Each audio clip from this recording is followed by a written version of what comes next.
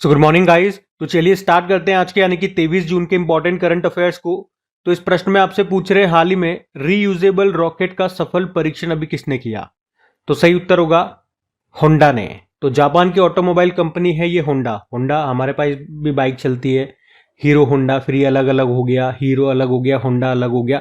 Hero ये भारत का brand है और ये होंडा ये जापान का ब्रांड है।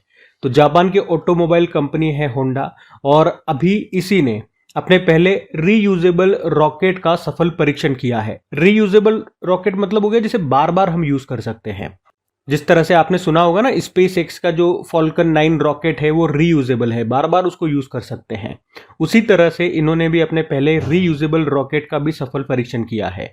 ये परीक्षण कहां पर किया गया? जापान के होक्काइडो प्रांत में एक टाइकी टाइन नामक स्थान है और उसे स्पेस टाउन के नाम से जानते हैं, वहीं पे ये परीक्षण किया गया। और ये प्रश्न इसलिए भी इंपॉर्टेंट हो जाता है क्योंकि इस तरह से ये अमेरिका और चाइना के बाहर पहली बार किसी कंपनी ने रीयूजेबल रॉकेट का परीक्षण किया है। तो किसने किया? होंडा ने किया, जापान की ऑटोमोबाइल कंपनी है, याद रखना। अच्छा, इसी तरह से कुछ और प्रश्न मैं आपको रिवाइज कराता हूं। अगर पूछे भारत का पहला एरोस्पाइक रॉकेट इंजन का सफल परीक्षण किसने किया? स्पेस फील्ड ने, ये बंगलुरु का एक स्टार्टअप है। भारत का पहला 3D रॉकेट किसने बनाया? अग्निकुल कॉस्मोस कंपनी ने, और इसका नाम है अग्नि बाण इस रॉकेट का। भारत का पहला निजी तौर पर तैयार रॉकेट, इसका नाम है Vikram S, Skyroot Aerospace company ने बनाया, हैदराबाद की है। भारत का पहला निजी तौर पर तैयार क्रायोजेनिक रॉकेट इंजन, इसका नाम है धवन 1, इसका परीक्षण अभी किया था स्काई रूट एरोस्पेस ने ही। भारत का पहला मीथेन से उड़ने वाला रॉकेट लॉन्च किया था चीन ने। और भारत के पहले इलेक्ट्रिक मोटर चालित सेमी क्रायोजेनिक इंजन का सफल परीक्षण अभी किसने किया था? अग्निकुल कॉस्मोस कंपनी ने ही, ये चेन्नई की कंपनी है। और इस इंजन का इस्तेमाल अग्निबाण रॉकेट में किया जाएगा। तो ये सभी रॉकेट से ही संबंधित प्रश्न मैंने आपको रिवाइज कराए, ध्यान में रखना। अगला प्रश्न देखते हैं। फिर अगले में पूछ रहे हैं हाल ही में विश्व वर्षावन दिवस ये कब मनाया गया? तो आंसर होगा 22 जून को। तो हर साल 22 जून को वर्ल्ड रेन फॉरेस्ट डे के रूप में मनाया जाता है। उद्देश्य है वर्षा वनों के महत्व के बारे में जागरूकता बढ़ाना और उनकी सुरक्षा और संरक्षण को प्रोत्साहित करना। पहली बार इस दिन को 2017 में मनाया गया था। थीम है फॉरेस्ट एंड फूड। आपको पता है अमेजन वर्षावन, जिसे पृथ्वी के फेफड़े भी कहा जाता है, ये पृथ्वी पर सबसे बड़ा वर्षावन है। ये पृथ्वी के लगभग 20% ऑक्सीजन का उत्पादन करता है और भारी मात्रा में कार्बन डाइऑक्साइड को सोखता है। अब दिवस वाला प्रश्न है, चलो जून के एक बार फिर से सारे इंपॉर्टेंट दिवस मैं आपको रिवाइज करवाता हूँ। जैसे कि 1 जून को वर्ल्ड मिल्क डे मनाया, 1 जून को ग्लोबल डे ऑफ पेरेंट्स, 3 जून को वर्ल्ड बाइसिकल डे, 5 जून को वर्ल्ड एनवायरनमेंट डे, 7 जून को वर्ल्ड फूड सेफ्टी डे, 8 जून को वर्ल्ड ओशन डे, 8 जून को वर्ल्ड ब्रेन ट्यूमर डे, 9 जून को इंटरनेशनल आर्चिव्स डे, 9 जून को वर्ल्ड एक्रेडिटेशन डे, 10 जून को सभ्यताओं के बीच संवाद के लिए पहला अंतर्राष्ट्रीय दिवस, और 11 जून को अंतर्राष्ट्रीय खेल दिवस, 12 जून को विश्व बाल श्रम निषेध दिवस, 13 जून को इंटरनेशनल एल्बिनिज्म अवेयरनेस डे, 14 जून को विश्व रक्तदाता दिवस, 15 जून को world Elder abuse awareness day, 15 जून को ग्लोबल विंड डे, 17 जून को विश्व मरुस्थलीकरण एवं सूखा रोकथाम दिवस, 17 जून को विश्व मगरमच्छ दिवस, 19 जून को विश्व सिकल सेल दिवस और 20 जून को विश्व शरणार्थी दिवस के रूप में मनाया। और 21 जून को भी मनाया था हमने, कौन सा? योग दिवस। तो जून के ये सभी डेज हैं, इनको ध्यान में रखना। अगला प्रश्न देखते हैं। फिर अगले में पूछ रहे हैं हाल ही में संयुक्त राष्ट्र की United nation women in executive leadership report में भारत को कौन सा स्थान मिला? तो आंसर होगा 174वां। तो कौन सी रिपोर्ट है? Women's in executive leadership report. इसको जारी किया यूनाइटेड नेशन ने। तो इस रिपोर्ट में बताया क्या गया या किस हिसाब से रैंकिंग दी गई है? तो किसी देश में महिलाओं की राजनीतिक भागीदारी कितनी है, जैसे किसी देश में कोई महिला प्रधानमंत्री या महिला प्रेसिडेंट, महिला चांसलर या उसके कैबिनेट में कितनी महिलाएं हैं, उसके हिसाब से ये रैंकिंग दी गई है। और इस रिपोर्ट में ये भी कहा गया है कि महिलाओं की भागीदारी राजनीति से कम हो रही है पूरे विश्व में। और इसमें जो भारत को रैंक दी गई है 181 देशों में से टॉप पर निकारागुआ है और सबसे लास्ट में अजरबैजान को रखा है। भारत 174 नंबर पर है। आपको पता है भारत की पहली महिला कैबिनेट मंत्री कौन थी? राजकुमारी अमृत कौर थी। कौन सा मंत्रालय था उनके पास? स्वास्थ्य मंत्रालय, हेल्थ मिनिस्ट्री। और वर्तमान में हमारी वित्त मंत्री आप जानते हो कौन है? निर्मला सीतारमण है, जो एक महिला है। और महिला एवं बाल विकास मंत्री भी एक महिला है, उनका नाम है अन्नपूर्णा देवी। तो ये भी ध्यान में रखना। अब एक तरह से रैंकिंग वाला ये प्रश्न हो गया। चलो 2025 के जो भी इंपॉर्टेंट रैंकिंग्स हैं, इंडेक्सेस हैं, वो मैं आपको रिवाइज करवाता हूँ। जैसे कि देखो, कॉफी उत्पादन के मामले में भारत विश्व में 7वें स्थान पर है, टॉप पर ब्राजील है, और इंडिया में टॉप पे कर्नाटक है। ग्लोबल फायर पावर इंडेक्स में भारत 4थे स्थान पर है, टॉप पर अमेरिका है। नीति आयोग के पहले राजकोषीय स्वास्थ्य सूचकांक में पहले स्थान पर उड़ीसा है। अंतरराष्ट्रीय वायु परिवहन संघ की रिपोर्ट के अनुसार भारत को वैश्विक घरेलू उड़ान भार रैंकिंग में पहला स्थान मिला। Global lead green building 2024 ranking में भारत तीसरे स्थान पर है, टॉप पर चाइना है। भ्रष्टाचार धारणा सूचकांक करप्शन परसेप्शन इंडेक्स में भारत 96 पे है, टॉप पे डेनमार्क है। पंचायत हस्तांतरण सूचकांक पंचायत डिवोल्यूशन इंडेक्स में पहले स्थान पर कर्नाटक है। ग्लोबल टेररिज्म इंडेक्स में भारत 14वें स्थान पर है, टॉप पर बुर्किना फासो है। वर्ल्ड हैप्पीनेस इंडेक्स में भारत 118वें स्थान पर है, टॉप पर फिनलैंड है। और पहली बार जो पंचायत उन्नति सूचकांक आया उसमें फ्रंट रनर ए कैटेगरी में टॉप पर गुजरात रहा। उसके अलावा अभी 7वां वर्ल्ड एयर क्वालिटी रिपोर्ट आया, उसमें टॉप पर 4 देश है और 5वें स्थान पर भारत है। सिप्र की रिपोर्ट आई थी, उसके अनुसार 2020 से 2024 तक विश्व में सबसे बड़ा हथियार आयातक देश कौन सा है, यूक्रेन है, और दूसरे स्थान पर भारत है। संयुक्त राष्ट्र के द्वारा जारी मातृ मृत्यु दर पर एक रिपोर्ट आई थी जिसका नाम है ट्रेडर्स इन मैटरनल मोर्टेलिटी सन 2000 से 2023, उसमें भारत दूसरे स्थान पर है, टॉप पर नाइजीरिया है। अंकटाड के फ्रंटियर टेक्नोलॉजी रेडीनेस इंडेक्स में भारत 36 पे है, टॉप पर अमेरिका है। वर्ल्ड प्रेस फ्रीडम इंडेक्स 2025 में भारत 151वें नंबर पर है, टॉप पर नॉर्वे है। उसके अलावा ग्लोबल विंड रिपोर्ट में भारत 4थे स्थान पर है, टॉप पर चाइना है। फिस्कल मॉनिटर रिपोर्ट में अभी भारत 31 पे है, टॉप पर सूडान है। मानव विकास सूचकांक भारत 130वें नंबर पर है, टॉप पर आइसलैंड है। जेंडर इनइक्वलिटी इंडेक्स में भारत की रैंक है 102। जलवायु परिवर्तन प्रदर्शन सूचकांक में भारत 10वें स्थान पर है, पहले दूसरे तीसरे पे कोई नहीं है, चौथे पे डेनमार्क है। ग्लोबल जेंडर गैप इंडेक्स में भारत 131 पे है, टॉप पे आइसलैंड है। ऊर्जा संक्रमण सूचकांक एनर्जी ट्रांजिशन इंडेक्स में भारत 71 पे है, टॉप पे स्वीडन है। और ग्लोबल लिवेबिलिटी इंडेक्स में टॉप पर कोपेनहेगन है जो कि डेनमार्क की कैपिटल है। और वर्ल्ड इन्वेस्टमेंट रिपोर्ट आई थी, उसमें भारत 15वें स्थान पर है, टॉप पर अमेरिका है। ठीक है, तो ये 2025 के सारे इंपॉर्टेंट इंडेक्सेस हैं, ध्यान में रखना। अगला प्रश्न देखते हैं। फिर अगले में पूछ रहे हैं, हाल ही में अंतर्राष्ट्रीय धार्मिक स्वतंत्रता शिखर सम्मेलन 2025 का आयोजन ये कहां पर हुआ? तो आंसर होगा केन्या में। तो अंतर्राष्ट्रीय धार्मिक स्वतंत्रता शिखर सम्मेलन 2025, इसका आयोजन अभी 17 जून को हुआ। कहां पर? नैरोबी, केन्या में। केन्या की कैपिटल है नैरोबी। और ये इंपॉर्टेंट इसलिए भी हो जाता है, पहली बार ये सम्मेलन किसी अफ्रीकी देश में हो रहा है। और कहां पर हो रहा है? केन्या में हो रहा है। पिछले साल 2024 में ये चेक रिपब्लिक की कैपिटल पराग में हुआ था। अच्छा, इस सम्मेलन के आयोजन का उद्देश्य क्या है? पूरे अफ्रीका में धर्म या विश्वास की स्वतंत्रता के लिए आंदोलन को गति देना।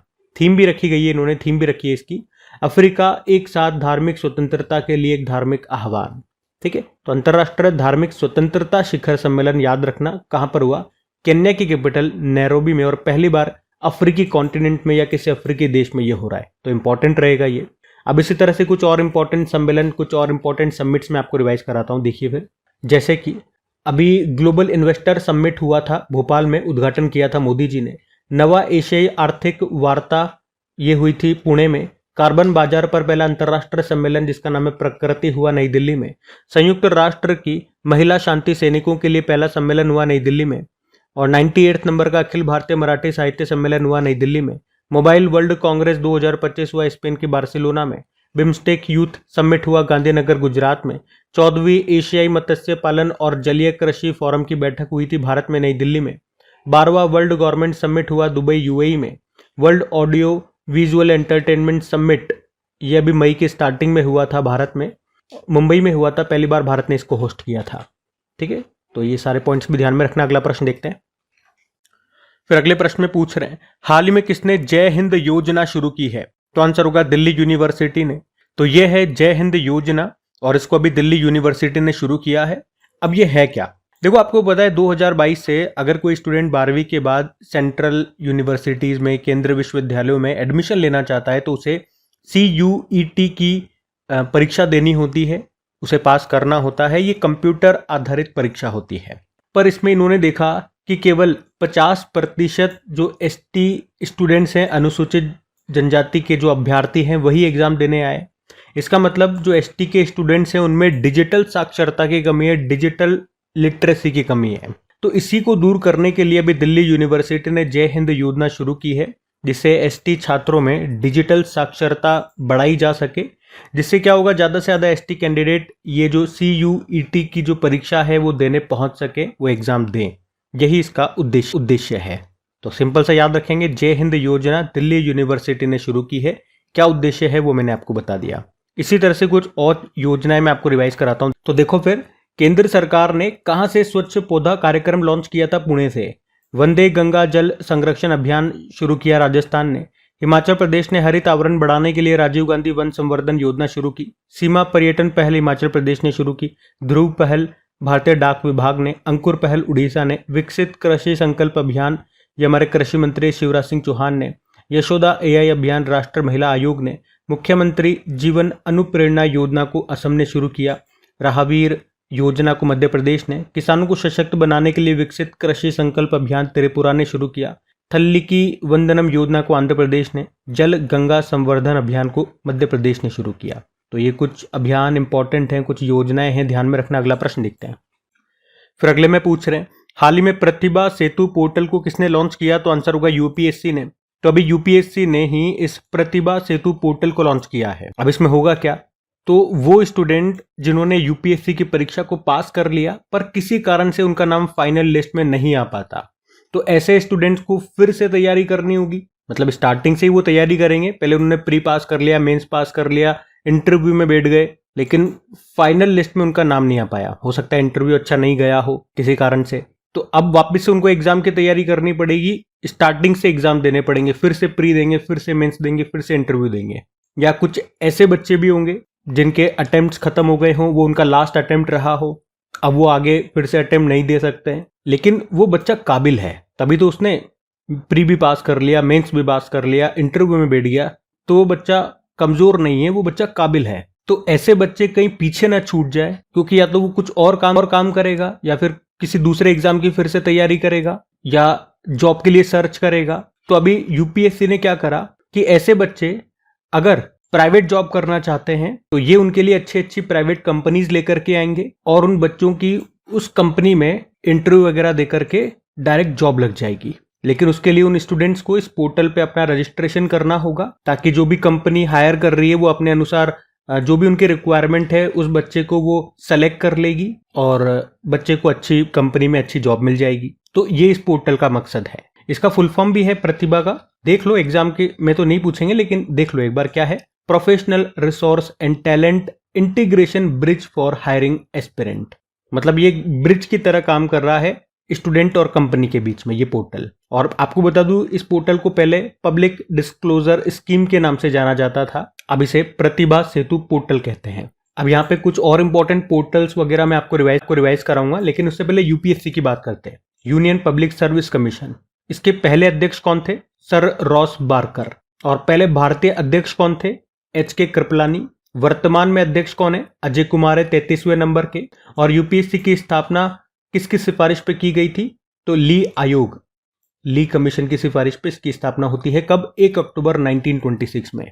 अच्छा, कुछ एप्लीकेशंस, कुछ पोर्टल वाले प्रश्न मैं आपको रिवाइज कराता हूं। अभी वेस्ट पीकर एनुमरेशन एप्लीकेशन को लॉन्च किया था सामाजिक न्याय एवं अधिकारिता मंत्रालय ने, जिसके मंत्री है Virendra Kumar. Single use plastic चालान मोबाइल ऐप को लॉन्च किया था हिमाचल प्रदेश ने। अभी ड्रम एप्लीकेशन को IIT खड़गपुर ने लॉन्च किया था। किसानों की सहायता के लिए महाविस्तार AI ऐप और डिजिटल शेट्टीशाला ऐप को लॉन्च किया था महाराष्ट्र ने। भारत का पहला ऐसा राज्य कौन सा बन गया जिसने सभी शहरी स्थानीय निकायों को एक ही पोर्टल से जोड़ दिया है? तो मध्य प्रदेश, और उस पोर्टल का नाम क्या है? नगर पालिका 2.0 पोर्टल। और gender budgeting knowledge hub portal को अभी महिला एवं बाल विकास मंत्रालय ने लॉन्च किया। और जो आज पोर्टल पड़ा है वो है प्रतिभा सेतु पोर्टल, UPSC ने लॉन्च किया। तो ये भी ध्यान में रखना। अगला प्रश्न देखते हैं। फिर अगले में पूछ रहे हैं, अभी हाल ही में 2023-24 प्रदर्शन ग्रेड इंडेक्स 2.0 रिपोर्ट में सबसे अच्छा प्रदर्शन करने वाला राज्य या यूनियन टेरिटरी ये कौन सा है? तो आंसर होगा चंडीगढ़। तो यहाँ पे हम बात कर रहे हैं परफॉर्मेंस ग्रेड इंडेक्स 2.0 की, और यह भी जारी हुआ है वर्ष 2023-24 के लिए। किसने जारी किया? शिक्षा मंत्रालय ने। तो आप कह सकते हो ये एक उन्नत मूल्यांकन उपकरण है जो राज्यों एवं केंद्र शासित प्रदेशों में स्कूली शिक्षा प्रणाली के प्रदर्शन का आकलन करता है। और इसमें जो अंक दिए गए हैं वो 1000 में से दिए गए हैं, और इसमें टॉप पर चंडीगढ़ रहा है। इसने 1000 में से कितने अंक स्कोर किए? तो 719। और वैसे अलग अलग अंकों के हिसाब से अलग अलग कैटेगरी यहाँ पे डिसाइड की गई है, तो इसे प्रचेष्टा 1 कैटेगरी में रखा गया है चंडीगढ़ को। और सबसे लास्ट में सबसे कम स्कोर किया है मेघालय ने 417 1000 में से, और इस तरह से इसको आकांक्षी 3 कैटेगरी में रखा गया है। तो इसमें देखा गया कि स्कूलों में टीचर्स की एजुकेशन कैसी है, उनको किस तरह की ट्रेनिंग मिली है, बच्चों के रिजल्ट क्या आ रहे हैं, और स्कूलों का इंफ्रास्ट्रक्चर कैसा है, क्या क्या फैसिलिटीज़ वहाँ पे मिलती है आदि। इस तरह के टोटल 6 इंडिकेटर्स के आधार पर ये इंडेक्स जारी किया है शिक्षा मंत्रालय ने। तो इसमें टॉप पर चंडीगढ़ को रखा है, लास्ट पे मेघालय हो गया। ठीक है, ये ध्यान में रखना। और ये इंडेक्स स्कूली शिक्षा प्रणाली के प्रदर्शन के आधार पर सबको रैंक दे रही है। ठीक है, इतनी बातें ध्यान में रखना। अगला प्रश्न देखते हैं।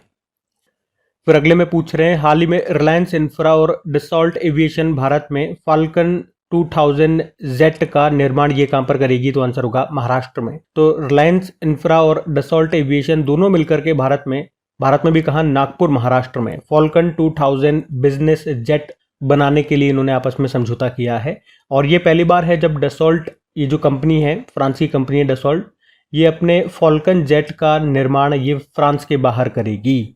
और बाहर भी कहाँ पे? भारत में भी कहा, नागपुर महाराष्ट्र में। किसके साथ मिलकर के? रिलायंस के साथ मिलकर के।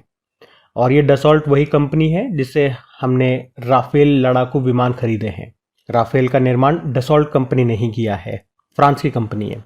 अब बात महाराष्ट्र की है, तो ये रहा मैप में महाराष्ट्र। कैपिटल मुंबई हो गई है, मुख्यमंत्री देवेंद्र फडणवीस और गवर्नर हो गए सीपी राधाकृष्णन। उसके अलावा कोंकण रेलवे का मुख्यालय आपको मिलेगा नवी मुंबई में। किसानों की सहायता के लिए अभी महाविस्तार एआई ऐप और डिजिटल शेट्टी शाला ऐप को लॉन्च किया था महाराष्ट्र ने। मारुति चितमपल्ली, इनका संबंध भी महाराष्ट्र से है। वे एनवायरमेंट और वाइल्ड लाइफ कंजर्वेशन के लिए जाने जाते थे। अभी इनका निधन हो गया, जिन्हें अरण्य ऋषि के नाम से भी जाना जाता था। 2025 में पद्मश्री इनको मिला था, तो नाम इनका इंपॉर्टेंट रहेगा। और इसी साल इनका निधन हो गया।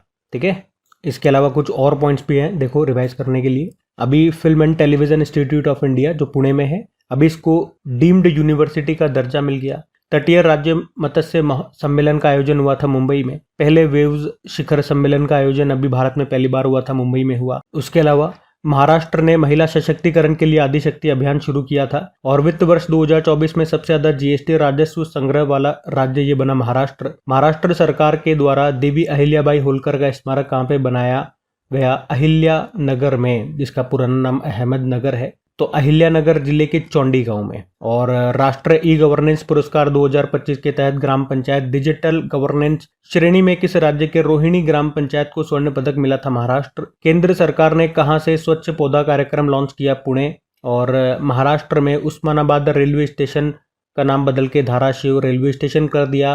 भारत का पहला अंडर वाटर संग्रहालय और कृत्रिम रीफ ये कहां पर बनाया जाएगा? महाराष्ट्र में। और इसके लिए किस जहाज को डुबोएंगे? आईएनएस गुलदार को। ठीक है, तो ये सारे प्रश्न ध्यान रखना महाराष्ट्र से। अगला प्रश्न देखते हैं।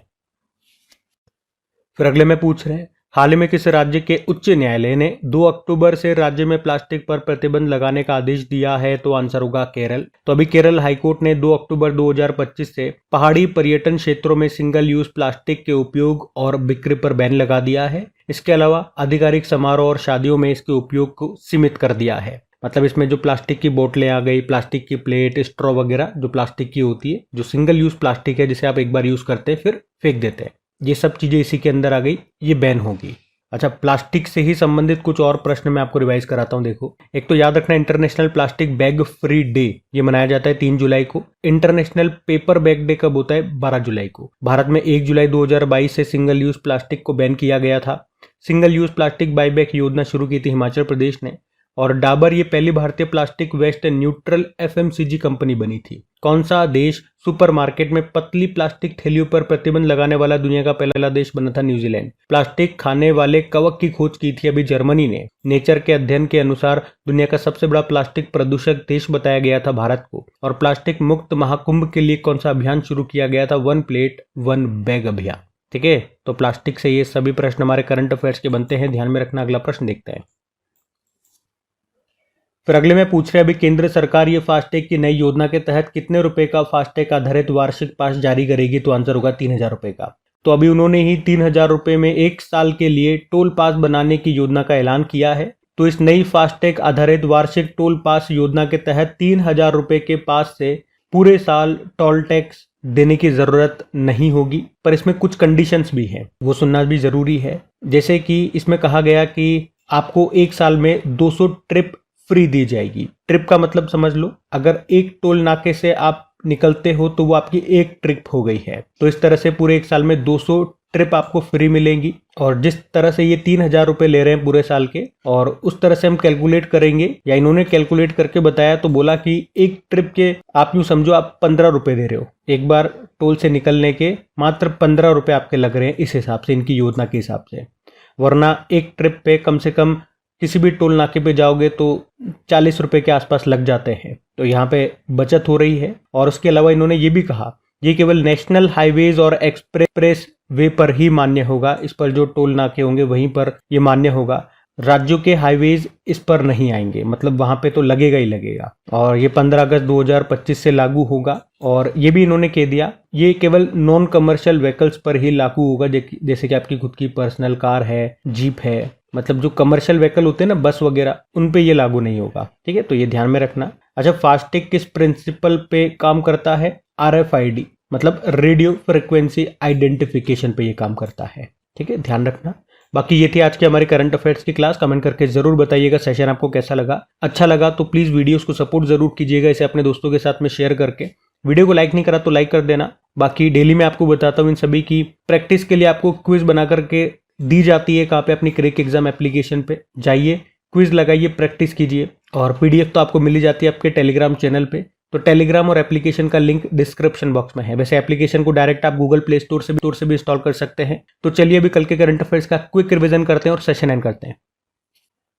तो कल पहला प्रश्न पूछा था, अभी चर्चा में रहा, मडोरा डीजल लोकोमोटिव प्लांट ये कहां पर है? सारण में, जो बिहार में है। फिर पूछा, अभी भारत में राष्ट्रपति तपोवन और राष्ट्रपति निकेतन ये कहां पर स्थित है? उत्तराखंड। और किस पेमेंट बैंक को डिजिटल भुगतान पुरस्कार 2024-25 से सम्मानित किया गया? India post payment bank.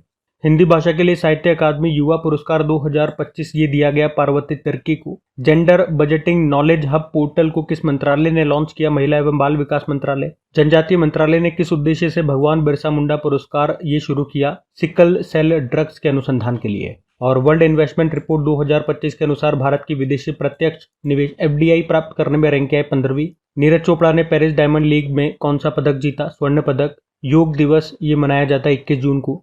और तीरंदाजी एशिया कप 2025 सिंगापुर चरण 2 में भारतीय तीरंदाजों ने कितने पदक जीते? 9 मेडल। चलो कल का भी होमवर्क प्रश्न देखते हैं और सेशन एंड करते हैं। तो कल आपसे पूछा था अंतर्राष्ट्रीय मिर्गी दिवस ये कब मनाया जाता है? तो आंसर हो जाएगा 10 फरवरी को। आप सभी ने प्रश्न का बिल्कुल सही उत्तर दिया। अब ये आज का आपका होमवर्क प्रश्न।